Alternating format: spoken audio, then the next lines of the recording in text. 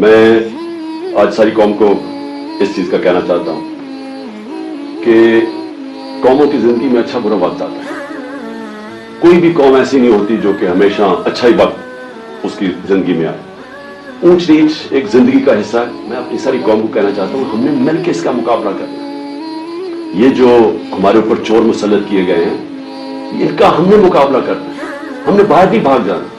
میرے اوپر ہر دوسرے دن کوئی نیا کیس آ جاتا ہے.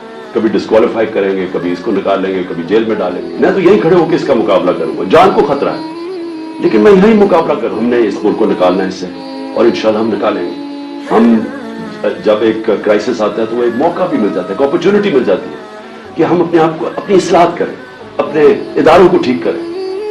سب سے بڑی بات یہ کہ پاکستان میں قانون کی حکمرانی لے کے آئیں, اس ملک میں انصاف کا نظام قائم کریں.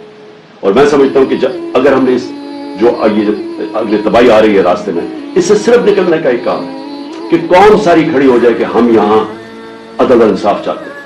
ہم طاقتور کو قانون کے نیچے لینا چاہتے ہیں. جو اللہ نے قرآن میں کہا ہوا ہے کہ سب سے زیادہ ضرورت ایک ملک کے اندر ایک اللہ کی زمین پہ انصاف قائم کرو.